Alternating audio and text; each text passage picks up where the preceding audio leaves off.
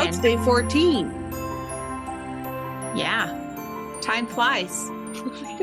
So we'll just say we're pre-recording because we have significant weather on the way and I don't want to risk not having electricity. So yeah, if you follow my stories, you will have seen that we have a blizzard warning and forecasted 8 to 12 inches of snow with 50 to 60-mile-an-hour wind. So that's going to be pleasant.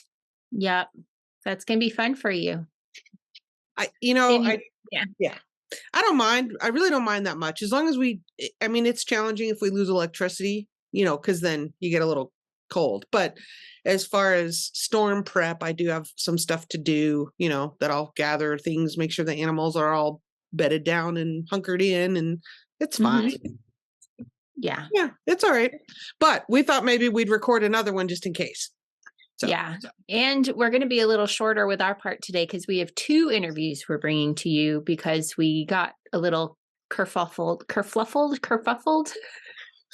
Well, you have your box and I have my box. Right. And it just happened that on day 14, we were able to schedule both of those people. And so that's awesome that we had that participation. That's great. But that's how come we have 2 interviews today. And so we'll keep our part. We'll just open and move on. Yeah, we're just going to open and move on. Yeah. I am going to show real quick because I did just from a half hour ago. I finished this panel here and got onto here. But you can see like this bottom blue is a little shorter than this top blue. Okay. And I think I left out 2 rows of my mosaic there. But at this point, I'm not going back, and because it's going to be scrunched up on your neck anyway. And nobody's going to count the rows of your knitting on your cowl. Yeah. But, people with a good eye, they can see there's something different between when there's symmetry otherwise, Yeah. But whatever. But they can get over it if they don't like it. So they can get over it. Yeah. Cool. So we're going to open. Do you want to go first? Sure. This is from Sirena from the Backcountry Knitter. And she is fun to talk to. Wait, she was. I remember. Sirena was she Utah? Yes. Yes. Okay. Yeah. Yes. So you wouldn't necessarily know that from the because that saguaro cactuses are only in Arizona in the United States. They're in Arizona and a little bit in Mexico. So but not southern Utah. Not southern Utah. No, they're a very limited range. And a lot of I learned that as I lived there.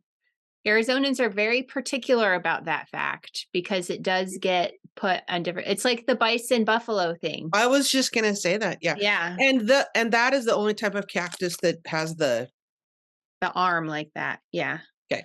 Yep. Okay. Things we're learning. Sirena was really fun to talk to, and ooh, look at that. Oh, that is pretty. That's pretty. Wow. And that paired with yesterday's? Yeah, that's going to look nice. It's like another color family we're going into. It is. Again. This is her sock mini, 87 yards, 85 merino, 15% nylon. And this is called Double Arch. Nice. Hand dyed in Salt Lake City. Beautiful. The Backcountry Knitter on Instagram. That's cool. Yeah, I feel like there's minis that I would put together and totally knit socks out of. But I'm glad that I ceased and desisted with the whole trying to put them all together because I think it would make me super happy to use these with some others that I have in my box to make socks. Yes. Especially like pulling from, one of these other rusty kind of colors. I think that'd be fantastic. Yeah. So I'm happy. I'm happy with my choice. Yeah. Good choice. Good, solid choice. Okay. What you got? So we have day 14 today, and it's a bigger one. It is our biggest package. And I'll open it and then I'll share a little bit. And explain. Oh, wait. I have a lot of explaining to do. Okay. I forgot that I did this. Okay. So if you open okay. I'm going to show you do not have the yarn that I have. I'm just putting that out there right now. Okay. And I will explain what's going on. So the yarn is from West Lynne Wool. Okay. who is the also owned by Paparwark Furniture, Cecil Tait and his wife Jennifer. This is a full 100-gram ball. Right. Now, okay. You will have in your package a 50-gram ball. Okay. I got sick of winding them separate, so I just put this in and was like, I'm done. Okay. Because you left yours, but everyone else will get a 50. Everyone else is getting a 50. This was one I already owned even. I just like put it in. So when I talked to the yarn manufacturers, the yarn producers, and the designers in like February. Right. To get this arranged. And so West Lynne Wool, this is their first run of yarn, the 100-gram balls. And they realized they needed to do smaller ones. So their next one is going to be 50-gram balls. Right. And they were supposed to get that to them this summer. But with staff shortages and everything that's going on in the world, you know, it was delayed in scouring, it was delayed in spinning, and now it's delayed at the dyer. So they still haven't gotten their 50-gram balls. So what happened was I bought 25 100-gram DK balls of the yarn. And if you are in the UK or Canada, you got one that was hand wound by me on an Ostapina. Because that's what you were able to do at the time. Because that's what I had. And then when I got home, I used my winding setup to wind the rest. Swift and your But I had a scale with me and I weighed it by grams. I weighed each ball by grams and I wound until I had half of that ball done. Some of them they had extra labels for. So most of them have labels, but there's about 8 people who don't have a label on it. So you just had to make it work for your boxes. That's I just had to make it work. And there is a paper that comes in that explains what happened. Like, here's what happened. It has the yarn information down here in case you are someone who did not get a label. So that's what had to happen. And I do apologize, but it really was out of our hands. Like poor Cecil, once you send that yarn off to be processed, it's just out of your hands. You have no control over when you get it back. Yeah. So anyway, but this is, they are the newest yarn producer in Shetland. Right. And so I really wanted to have them in the box. So and we got to talk to Cecil Tait. Yes, and that's one of our interviews. So we'll have him up next, and then we'll have our interview with Sirena from the Backcountry Knitter. Yeah. So you and I are keeping it short and sweet, which is odd for us. However, we do have back-to-back interviews. We want people to watch them all. And, so we're going to go ahead and cut to that. If you're interested in one or the other, I will put chapter breaks, links in the video description where you can hop over either way. So, but they were both good interviews. Absolutely. We had fun with both of them. Yeah. So grab your knitting and hang out. Okay. Bye. All right. See you tomorrow. We are here today with Cecil Tait of West Lynne Wool and Paparwark Furniture based in Shetland. Cecil, good to see you again. How are you doing? I'm good. How are you? Very well. Thank you. Welcome. Thank you. Jana, my co-host. Yeah. It's always fun to organize things with people in the UK because it's, the time difference. So it's always interesting. And you mentioned it's tea time there and it's still morning here and it's lunchtime. Yeah, it's lunchtime for me. Yeah. And Yeah. So it's good to have you on the channel. It's nice to meet you. Yeah, thanks. Yeah, it's cool. Thank you. So Cecil, you have 2 companies represented in the Shetland Hogmanay box. We have your West Lynne Wool yarn, and then we have a little gift from Paparwark Furniture. And I was curious if you could start off by telling us how you started producing your own yarn line. Well, I moved down here to Bigton a few years ago. My father was getting a bit older and we had a farm, so what are we going to do with this? Up until that, I was just doing furniture. So I thought I was still going to just make furniture, but I started to realise folk came here, they liked the view, and through being involved doing stuff through Wool Week, actually we could try and fuse the two. So we started to make stuff first, and then I was like, we've got all this sheep and all this stuff being sent away. Why don't we spin it and see how that'll go. Yeah. As So you say, yeah. it's Yeah, right over your shoulder there. So yeah, yeah. typically people send it to one of the wool brokers there on the island. And so you were like, well, let's just do it ourselves and see how that goes. Right. Yeah, well, as a farmer, you don't get a lot for it doing it that way. Yeah. So we thought if we get spun and sell it, that could be a bit more income as well, which would be great. Indeed. Right. Yeah. And you mentioned that you do craft tours there of your property. Jana, they live across a bay from St. Ninian's Isle, which I'm not sure you probably seen photos of it. It's a beautiful green island with a sand tombolo, like a sand beach that leads out to it. Okay. And Cecil's croft like looks at that. Like just that is his view. Oh, how It's lovely. amazing. Yeah, it's pretty amazing. We used to do Airbnb in our spare room here, and folk would come here and they'd almost go like, "The view here is amazing," and you'd be like, "I suppose it is, yeah." That's pretty cool. When you grow up somewhere, you're just like, yeah, it's the view. Yeah, that's the view. Yeah, that's incredible. I feel the same way when people come to New England to see the fall colors when the trees change color. I'm like, it happens every year, people.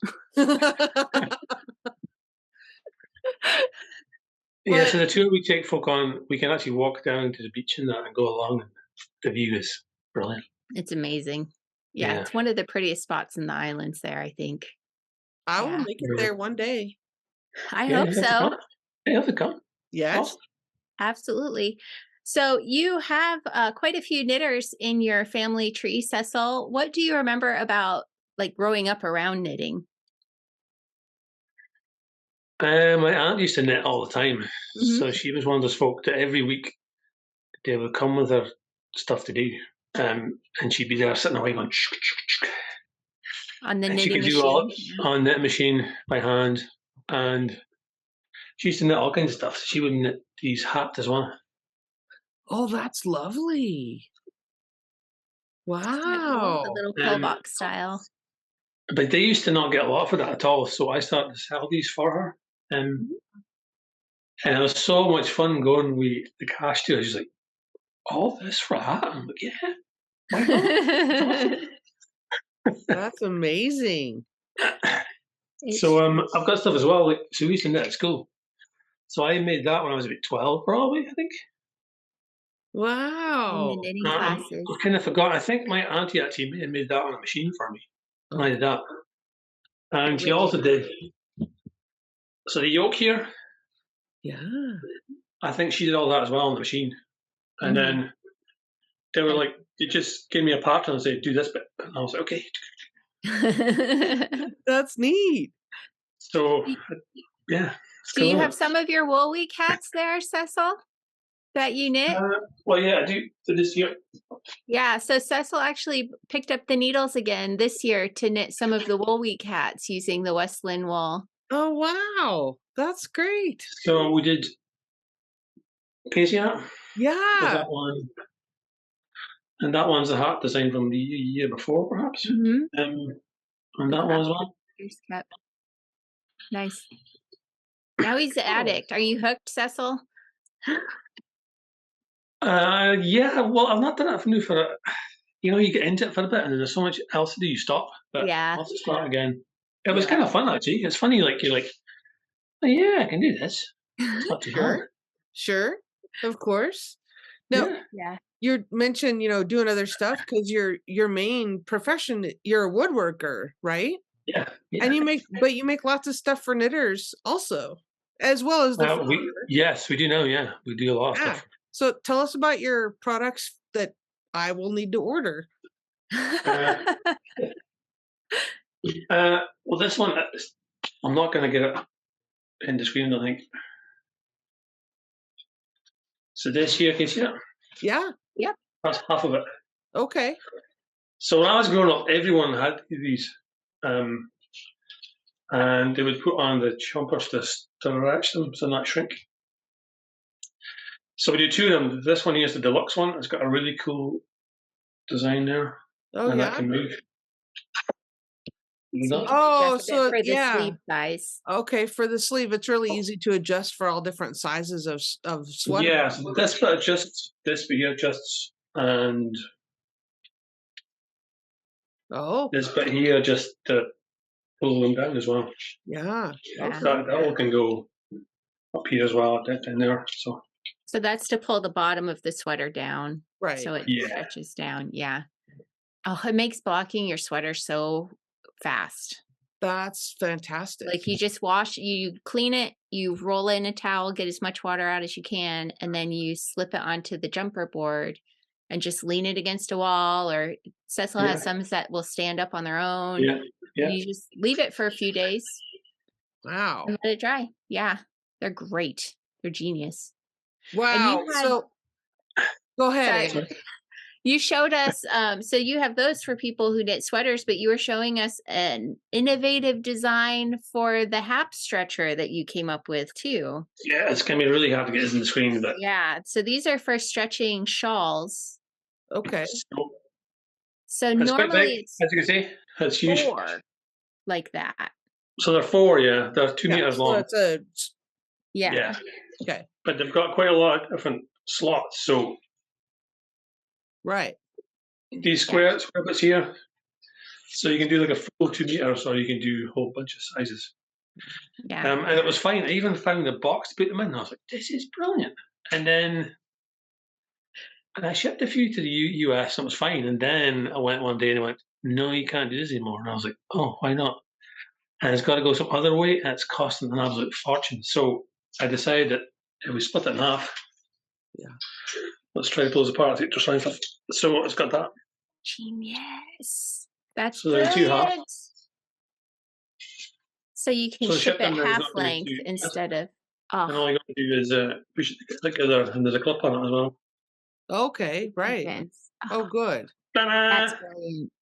That is just brilliant, Cecil. Yeah, so I'm quite pleased with that. Is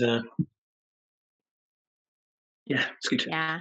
And then you And- have some bowls back there. Behind you there. Ta-da! Yes. That's beautiful. So you can put we call it a clue. What's that in English? Yeah, a ball. Ball Ball of ball. yarn. Yeah. goes in there. Nice. So we got that. Nice.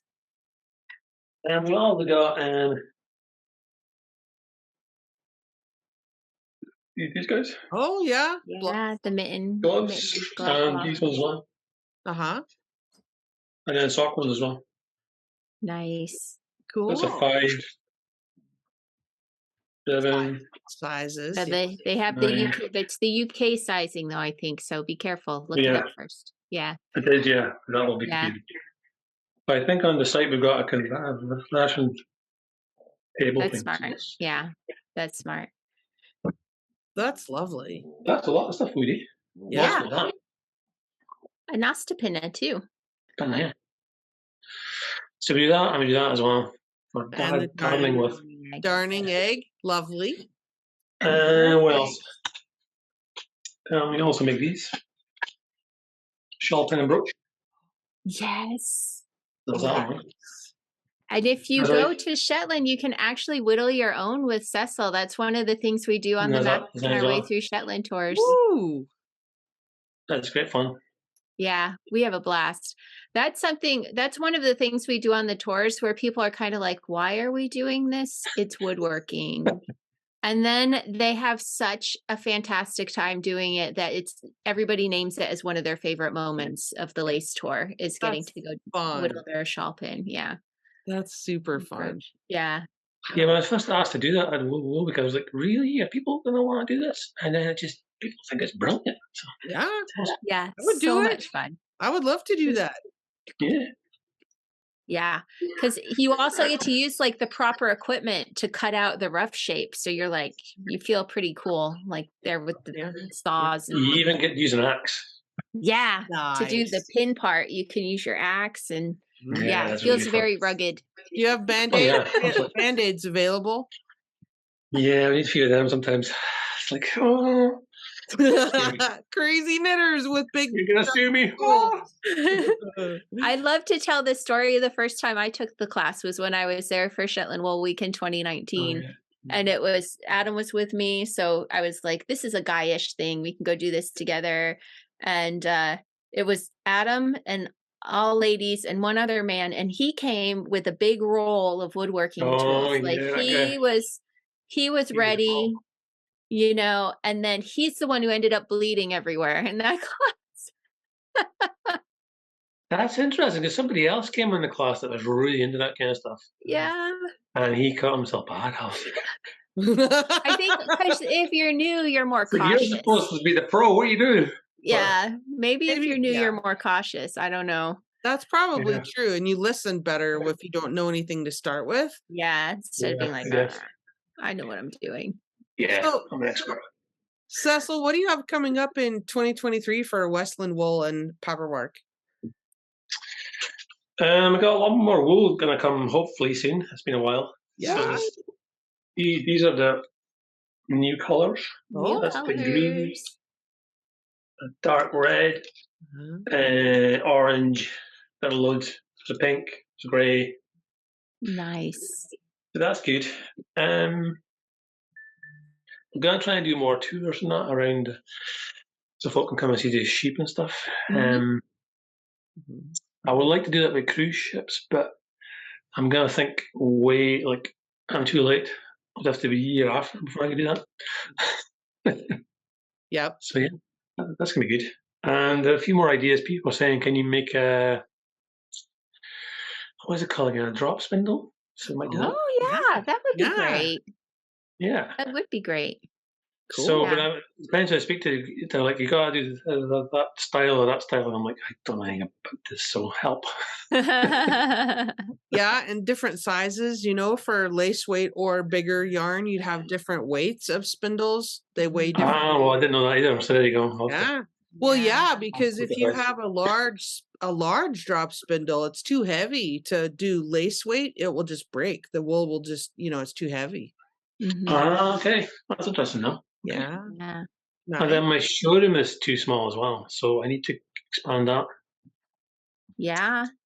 But if I'm going to expand that, the way, like, if you do one thing, you got to do something else first. So it's like, it's dominoes. It's all. Yeah, it really is. It really is. Yeah. So I was like, I want to do this. I got to actually convert that bit first, so I can move this bit here, and it's kind of Yeah. All these projects. That's what the winter's for, right?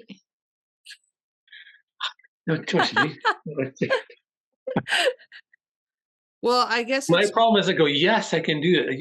You go, yeah first, and then you're like, oh, I should have said no. Wait, how? Yeah. What have I done? I'm constantly guilty of that. Yeah.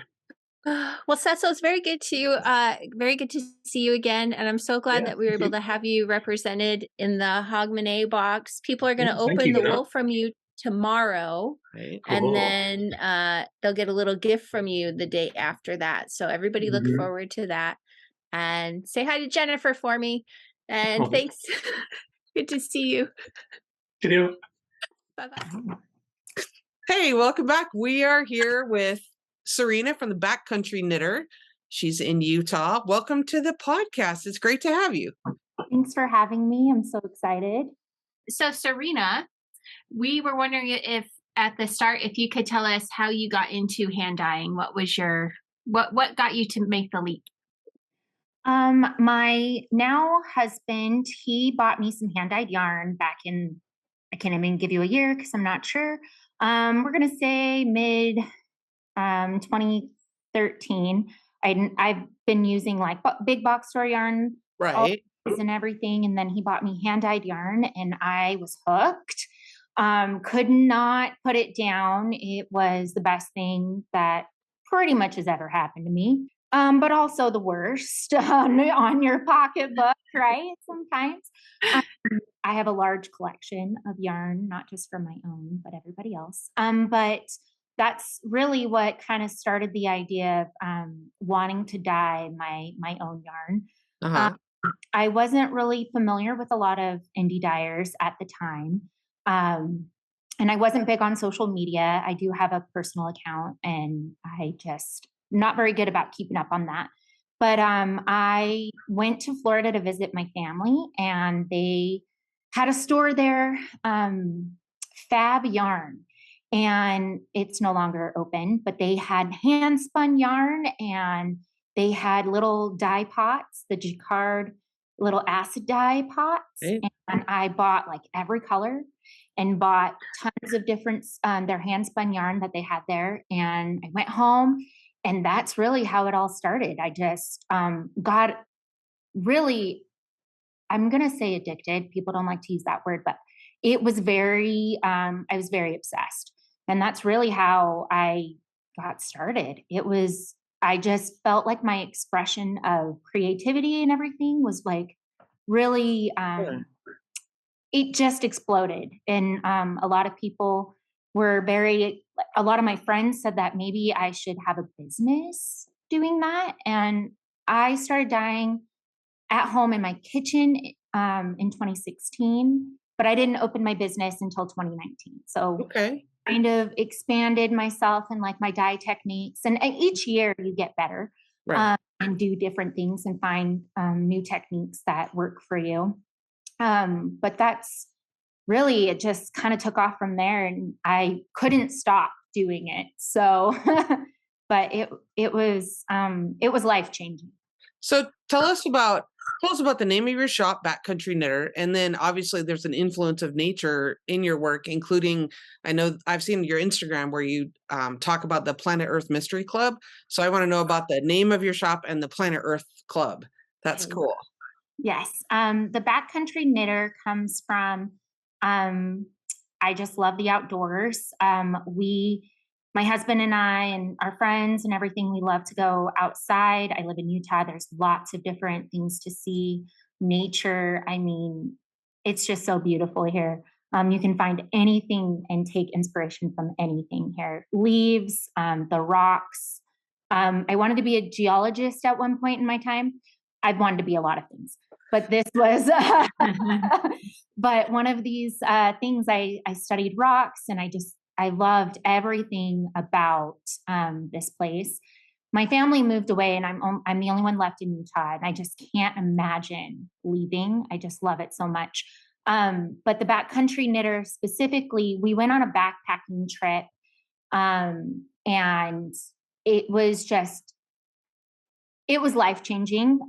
It was my first adventure out actually backpacking, where I held all of my things. And it was hard because I was told we were going to only backpack for 4 miles, and it was actually 12. So I was not prepared for that. But when we got to the top, I had my knitting, and my husband told me I could not bring my knitting, but I brought it, and I brought 2 projects. Should not have brought multiple projects because you need all that space and all the weight. It's important. And I found a spot under the stars, and that was the light that helped me knit that night when we got to the top. And that's how my name came about. It was just the most beautiful experience for me. And I just take my knitting everywhere we go now. And I mean, even before, but everywhere we go, I take my knitting whenever we go camping and hiking. And, Sure. You know, I make my dog like carry some of my stuff sometimes. So it's good. But that's how my name came about. For the Planet Earth Mystery Club, I love everything nature. Planet Earth, it's a documentary from the BBC. Right. And I mean, it was the first of its kind. They took years to make it, and it's just high quality, high definition. And I mean, David Attenborough is the best. Right. Yeah. That's a given. Yes. And I love animals. And so Planet Earth was just one of my favorite things to and watch. And when I'm feeling down, it's just one of those things that I just love to put on. And I was like, what am I going to do this year for my planet or my clubs? And that came to me because it's a beautiful series, and that's where I came up with it. I don't use any of the pictures from Planet Earth or the BBC because they are copyrighted. Sure. I watch the series, and I put my pictures together and come up with a color scheme that I think would look beautiful comparing it to the each episode. So are you going to continue a club for this next year? Like, are you going to, like, I was looking at your website trying to figure out, well, how could I join the Planet Mystery Club if I wanted to? Yes, I am new to Shopify as of this year. I used to be on Etsy, and they did not have a subscription or anything like that. And so I'm new to Shopify, and I'm still figuring out that. But every Friday, or the first Friday of the month, I open up my clubs for that month. So for December, I'm opening it up on, I think the 3rd is the first Friday. And so you have a week to order for December, and then I ship out December's before the end of the month. So you still have that time to open it. Okay. Next year, I am planning to do a club, but I'm not sure if I will do Planet Earth 2 or if I will have a new theme. I'm testing out some ideas. I thought about doing the Appalachian Trail, and I know someone that's done the whole Appalachian Trail. Mm-hmm. I've thought about that in different seasons, but I haven't decided what I kind of want to do with that. But there will be a club because I enjoy it so much. Different. You just can explore different themes every month and different techniques. So it really helps my creativity. Yeah. That's fantastic. Sirena, we are asking everyone, well, most people are getting this question because of the nature of knitting. A lot of us will listen to audiobooks or sort of half watch streaming shows as we're knitting. And so we're asking everybody for recommendations. If you have any shows or audiobooks you came across this year that you'd recommend to knitters. Well, I mean, I try not to listen to things that are not negative, but like sad, but it happens. There's a lot out there, but that's kind of what I gravitate towards, with audiobooks. I like psycho thrillers, and all that kind of stuff.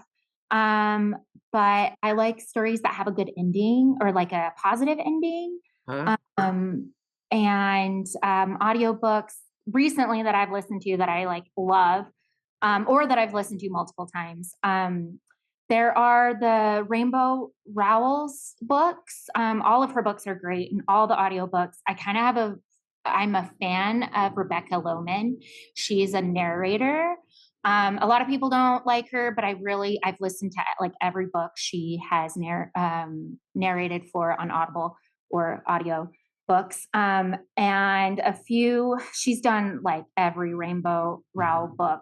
So Fangirl and Landline, those are just good, positive. They make you feel happy. Safe Haven is another one by Nicholas Sparks. And The Last Thing He Told Me, that one's by Laura Dave, also a Rebecca Lohman book. I think I just finished that. Yeah. It's a good one. That was kind of intriguing. Yes. I've listened to so many audiobooks that I can't even give you some of the names because I have Audible as my main. Right. I also have Libby, the free card app. And so when I can't get my book that I really want to listen to, I get it on Audible. And I go, Sure. That was the Last Thing He Told Me. That was my the one this fall that I listen to audiobooks when I'm like canning, and like processing the garden stuff, because you're just standing in the kitchen for hours. So that was intriguing. Mm-hmm. Yeah. I can't even tell you the ending of that one because it's been a minute. Because I think I get that one mixed up with is it Safe Haven? I think I get the endings mixed up on those, but it's so good. Well, we don't want to tell the ending, but anyway, people could check that out. Yeah, because Nicholas Sparks, you can always count on being like, like the Hallmark Channel. Yes. Yes, you're so right. You're so right. And one of my if everyone doesn't know who Kristen Ritter is, she's a knitter. She was Jessica Jones on Netflix, but she wrote a book and it's called Bonfire. I like that one too. I've read it for a few years, but it's one of my favorites. And Audiobooks. Yeah, I mean, I could go on about that for a long time. I also like true crime. Like, I really love true crime. I mean, The Stranger Beside Me is a good one, but it's not for everybody. So I won't go too far into true crime stuff. I do like also, I mean, audiobooks are great, but I do like listening to podcasts that make me feel good or that have stories that are relatable. Right. There's a podcast that's called This Is Actually Happening. There are trigger warnings for those that, I would check those before listening to each of the episodes, but some of those are just so relatable and it really gets me thinking about things. And that's one of my favorites that I listen to while I'm dyeing yarn. One that like really makes me feel good and also thinking, and it's science-based, The Happiness Lab. Highly recommend that. Okay. And I mean, I love Keith Morrison, so huge fan of Dateline when he is narrating or telling the story. So we'll move from that. But my favorite shows that I like to knit to and that I've seen tons of times, Gilmore Girls is top of the list. I remember watching that when I was in like, I don't know, junior high or something. I feel old. Well, it's a great one. And I have sent many gifts on like texting and everything, and people have no idea what I'm talking about. But it's such a great show. It is a good One show. of my favorites. Yeah. And right now, the latest season of the Great British Baking Show has just wrapped up. So if you want to binge it, you can. But I've seen I prep my Friday nights for the Great British Baking Show. My favorites. I have to say though, I kind of am bummed out that like Mary Berry isn't there anymore. And like, I know, like sometimes I like the bakers and I like the show, don't get me wrong, but sometimes the host people like just annoy me. Yeah, I am totally with you. Like Paul Hollywood, and Prue, I kind of feel like Prue's gotten better since like the first couple of seasons and on. She would like, kind of like not give you very much, not much commentation or commentary. And I'm like, okay, woman, you're just repeating what he's saying. Like, right. Go on about, but I still love it so much. I have my people every season who I want to that's like our reality TV show binging is Survivor, all the backpacking shows, and which we need to talk about that, and the baking, the foodie shows. Yes. Oh, I love Chef's Table right now. It's not one that I would binge. Right. Right. Like watch like one episode right before bed and you want to get a few rows in. For me, that's like a good show. Yeah. I also really love Nailed It. I know it's another baking show, but it makes me laugh so hard because those people like really, they don't give you enough time to make the item. So like, of course it's going to look terrible, but it's so good. And then any like documentary, like nature documentary, I'm into, love it. I don't watch certain parts. Like I'm afraid of snakes. I don't know why, because they have not harmed me. But terrified. And anytime like an animal gets hurt, obviously that's part of nature, but I don't like watching that. But I love nature shows. David Attenborough is seriously the best. Yeah. He's like Bob Ross. If you were wanting to, you can't sleep and you just want to put something on and fall asleep to it on the couch, David Attenborough is where it's at. He does have the good voice. That's true. Mm-hmm. Yeah. Very soothing. I'm excited to see what kind of nature-y inspired yarns that you have coming up. Tell us about what you have coming, if you can, if it's not secret-y stuff. What do you have coming up for the new year? For the new year, I have a lot of different ideas. So I am going to do a pre-order for all of my Planet Earth colorways. I actually have a few laying next to me. If you guys wanted to see some of those. Of course. Here's one of my favorites. It's called Tangled Vegetation. Sorry, my camera's kind of in a weird spot. Yeah, there we go. Some like or some oranges and greens and grays and things in there. One of my favorites. Wow. And this one I believe was August's colorway. And then I'm a green person. Oh. But this one's one of my ultimate favorites. I have a sweater made out of it Ooh. but it's got greens and like kind of like a bluish green color with some orange and gray. What's that one called? This one is called Tributary. Wow. And I can't remember what month this is. I think it was April. But yeah, so I'll have a pre-order of all of those. This one, I haven't released these two, I haven't released them on Instagram, but I guess I can show you. Ooh, secret. I can't remember the name because it doesn't have a tag. Wow. But I will have to get you a name on that one. That's beautiful. I think it's People can just follow your Instagram. Yeah. That's true. Follow me. It's the Backcountry Knitter. Okay. It gets confusing, but the Backcountry Knitter. We'll put your links. We'll put all your links down below. Look at that. Oh, and this one's called Canopy. But yeah, and so I'll have some pre-orders, and with those, I actually did sock sets this year, and each one comes with like a different coordinating mini, and I'll have those for pre-order as large full skeins. Nice. And I think I'm going to do that in January.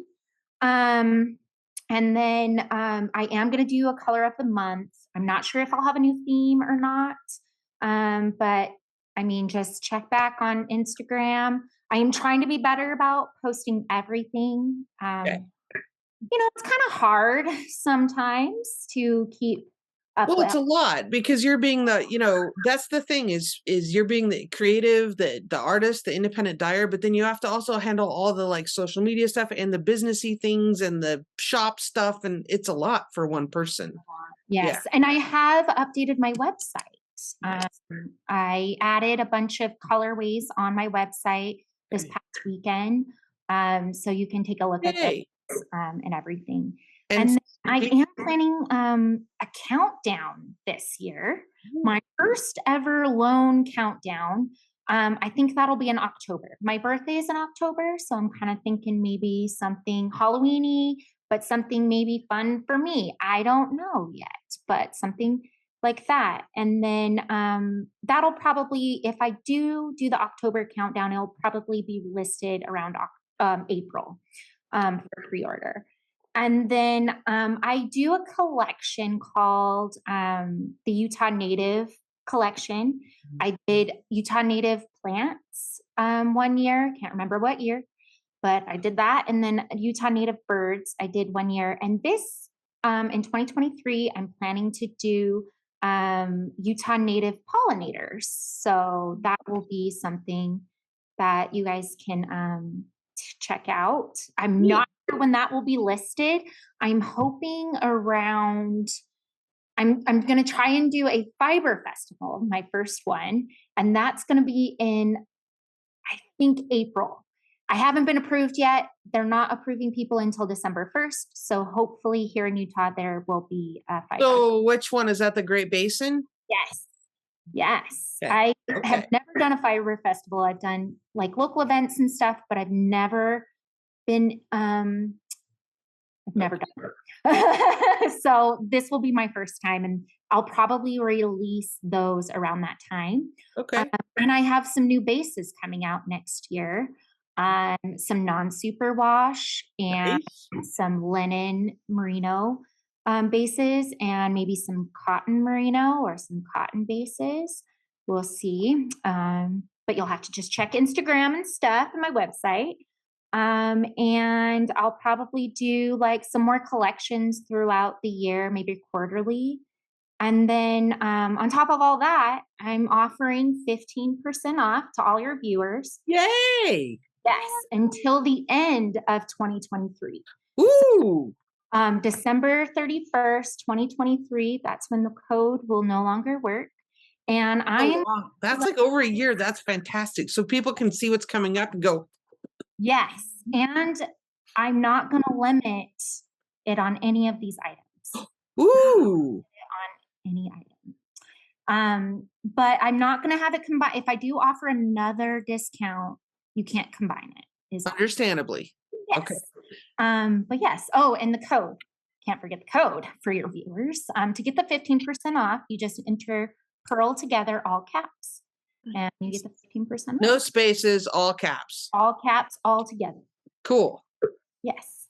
Thank you, Sirena. That's fantastic. You're welcome. It's been lovely to have you. Thanks for joining us on the podcast today. Thank you. It's been so great. You guys made it so easy and comfortable. Thanks. Thank you.